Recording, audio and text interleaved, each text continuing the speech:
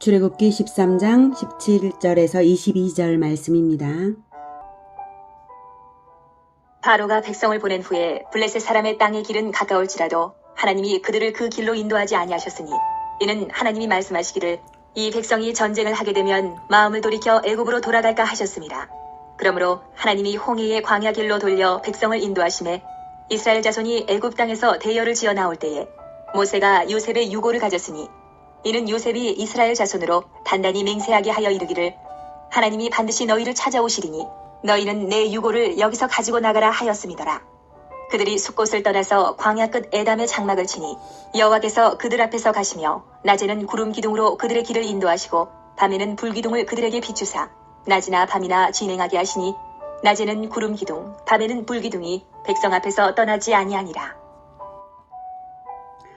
사랑하는 형제 여러분, 8월 19일 수요일 새벽 목상에 오신 것을 환영합니다. 이스라엘이 드디어 출애굽은 했는데요. 이제 갈 길도 쉬운 것은 아니에요. 목적지가 어디죠? 가나안이죠. 가나안으로 향하는 지름길은 해안 가까운 길로 가면 되는데요.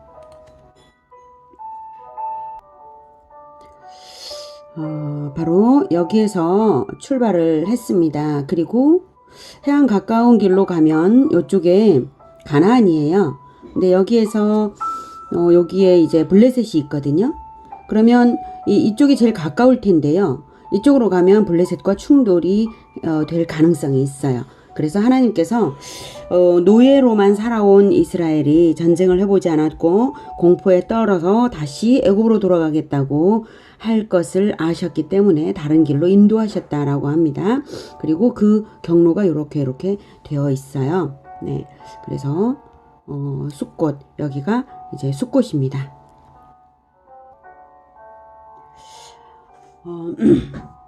뭐 언젠가는 이스라엘도 다 전쟁을 치르게 될 일이긴 한데요. 아직은 아니죠. 이스라엘은 아직 어린애 같아서 하나님의 군대로 단련되어 있지를 않아요. 그래서 하나님은 홍해의 광야길로 돌려서 더 먼 코스로 백성을 인도하셨습니다. 이쪽은 가까운데 이렇게 멀게 가게 하셨어요.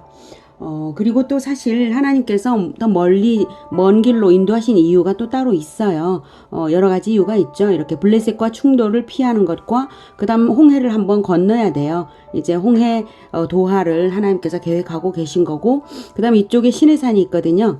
그래서 시내산에서 하나님께 예배를 드려야 됩니다. 그것은 이미 예언이 되어 있어요. 모세에게 말씀하시기를 내가 너를 보낸 증거가 바로 너희들이 이스라엘을 데리고 나오면 이 산에서, 이 호렙산 또는 시내산이라고 하죠. 이 산에서 너희가 나에게 예배할 것이다. 이 말씀을 하셨어요. 그래서 여기에서 예배할 줄을 모세는 알고 있기 때문에 이쪽으로도 또 인도를 했고요. 또 하나님께서 인도하시는 방법은 무엇이냐면 21절, 22절에 나오는 방법입니다. 네, 21절, 22절에 그리고 20절에는 그 경로가 나오죠. 숫곳을 떠나서 에담의 장막을 찾고, 그리고 그들 앞에서 하나님께서 낮에는 구름기둥 그리고 밤에는 불기둥, 22절에도 낮에는 구름기둥 밤에는 불기둥으로 인도하신 것입니다. 정말 신기한 일이죠.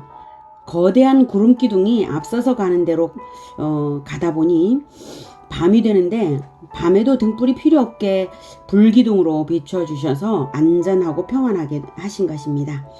백성들이야 아무 계산이 없었을 거예요.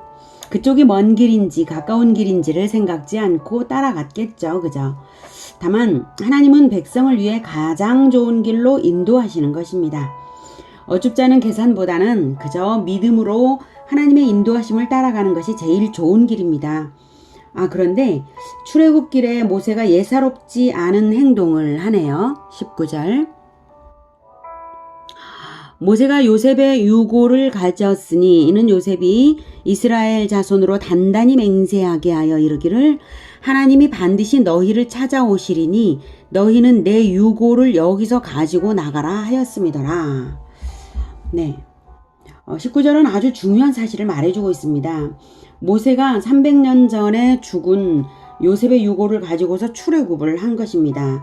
범상치 않은 행동이죠. 이 행동을 하는 이유는 바로 요셉이 남긴 유언 때문인데요. 창세기의 유언을 확인해 보겠습니다. 창세기 50장 25절 요셉이 또 이스라엘 자손에게 맹세시켜 이르기를 하나님이 반드시 당신들을 돌보시리니 당신들은 여기서 내 해골을 메고 올라가겠다라 하였더라. 요셉은 왜 이런 유언을 남겼을까요?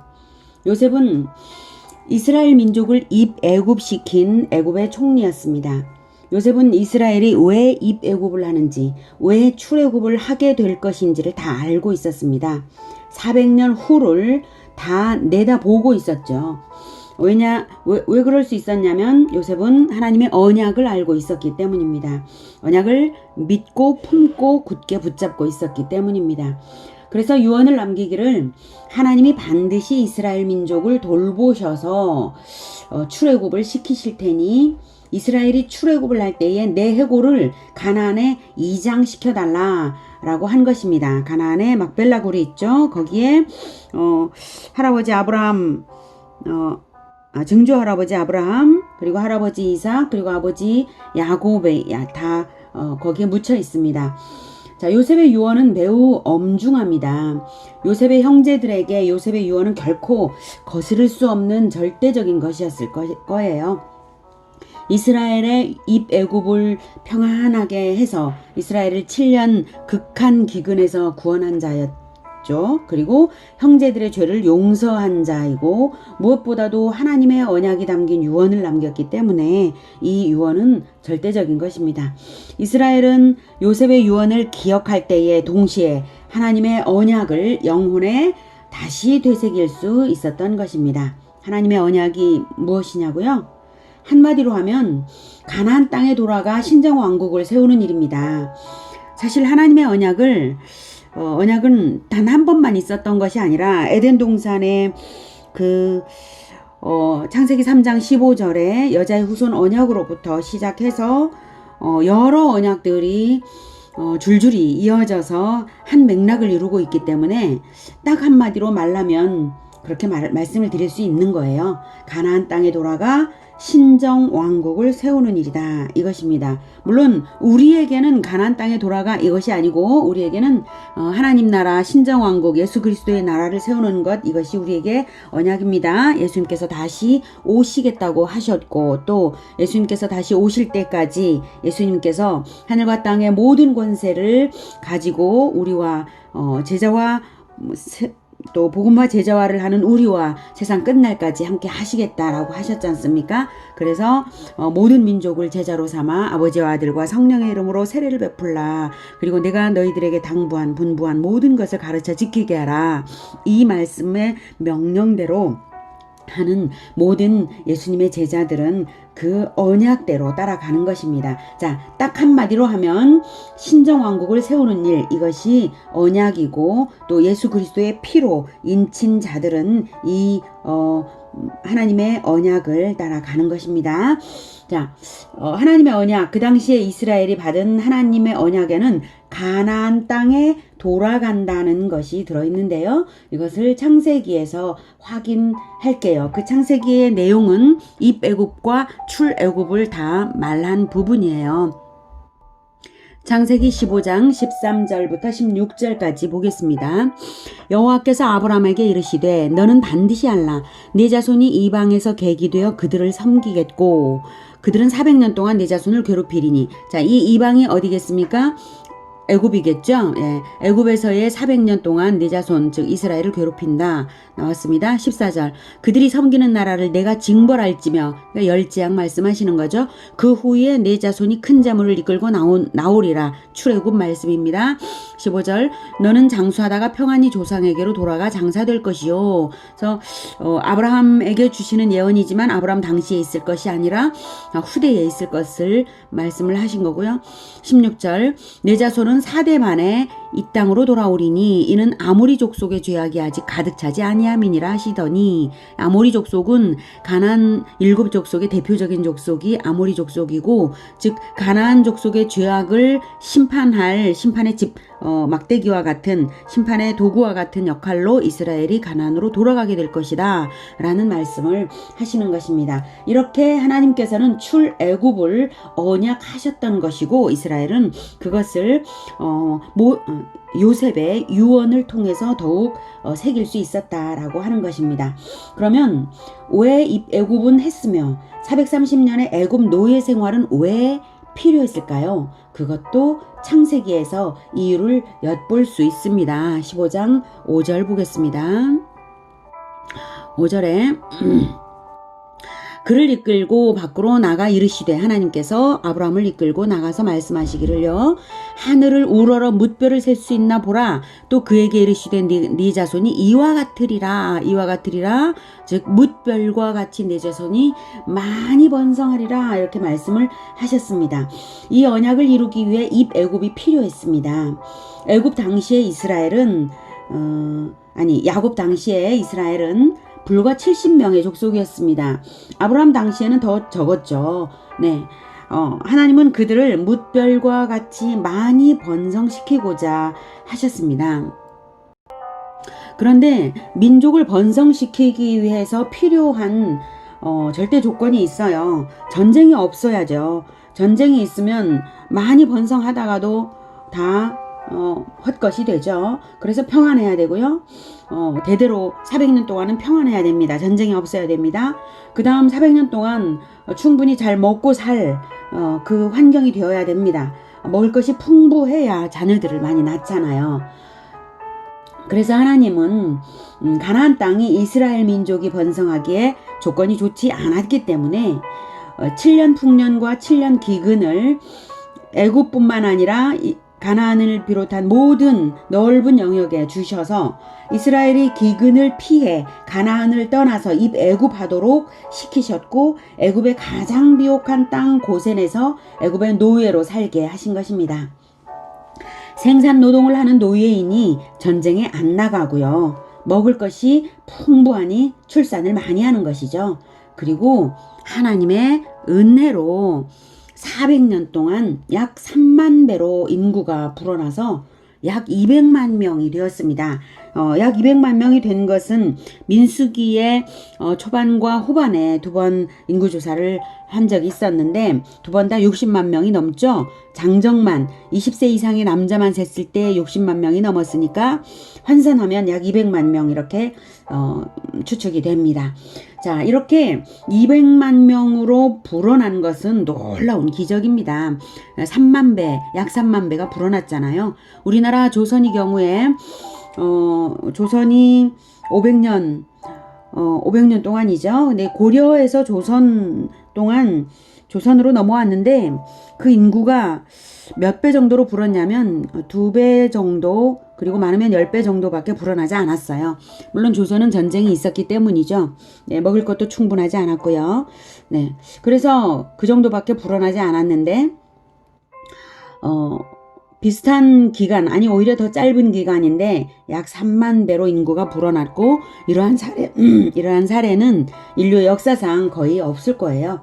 기적입니다. 하나님께서 하셔서 그렇습니다. 자, 이렇게 뭇별과 같이 많은 후손을 번성시킨 것, 이것이 언약 성취입니다.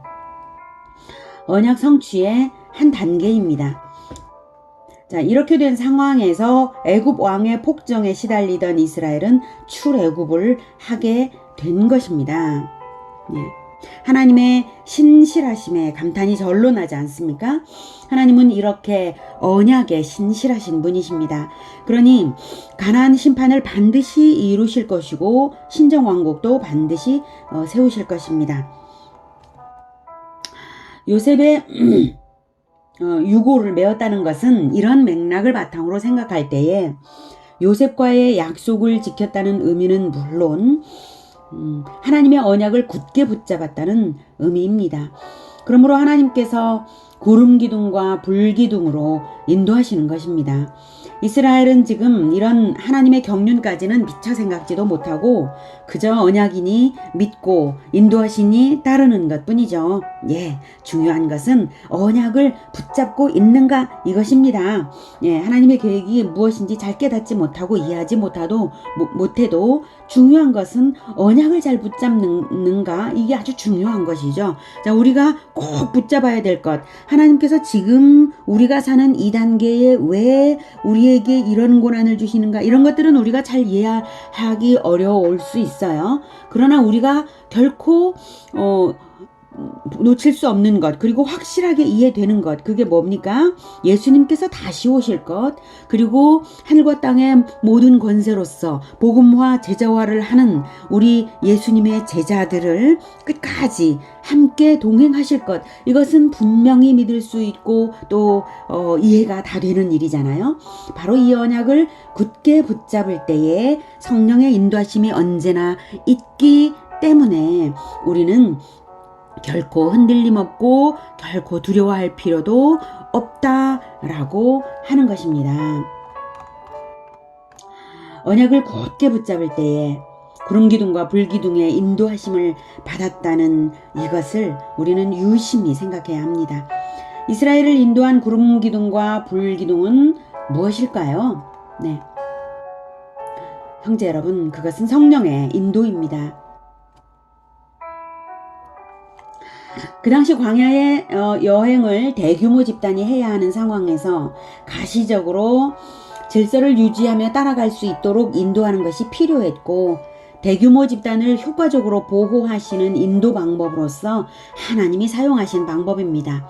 이스라엘 역사에서 하나님의 인도하심은 상황과 대상에 따라 다양하게 나타납니다. 우리에게도 인도하심이 있다는 것을 기억하십시오.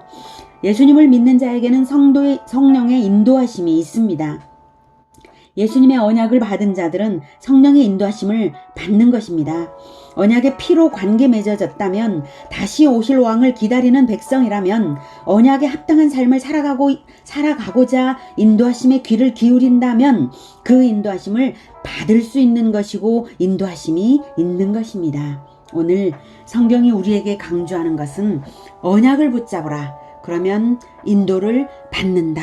이것입니다. 하나님의 언약을 결코 놓치지 않는 여러분 되시기를 축복합니다. 기도하겠습니다. 은혜가 충만하신 하나님, 그리고 우리를 위해 가장 좋은 것을 늘 예비하시고 인도하시는 하나님, 하나님의 인도하심을 믿습니다. 우리에게 성령을 보내주셔서 또한 늘 인도하고 계신 것을 믿습니다. 우리가 아직 우둔하고 또 연약하여서 성령의 인도하심을 잘 깨닫지 못할 때도 있습니다. 그러나 하나님, 우리는 예수님께서 반드시 오실 것이라는 이 언약을 굳게 믿습니다. 그리고 하늘과 땅의 모든 권세로서 우리와 함께 하신다는 것도 믿습니다. 그리고 우리는 예수님이 명령하신 모든 민족을 제자로 삼기 위하여 하늘 아버지와 아들과 성령의 이름으로 세례를 베풀기 위하여 세례 받게 하기 위하여 예수님께서 가르치신 모든 것을 가르쳐 지키게 하고자 따라갑니다. 하나님, 우리들과 늘 함께하여 주실 것을 굳게 믿사옵고 늘 우리들과 함께 하시는 것을 감사드립니다. 오늘도 인도하여 주시옵소서. 예수님의 이름으로 기도드립니다. 아멘. 이어지는 시간은 개인 기도 시간입니다.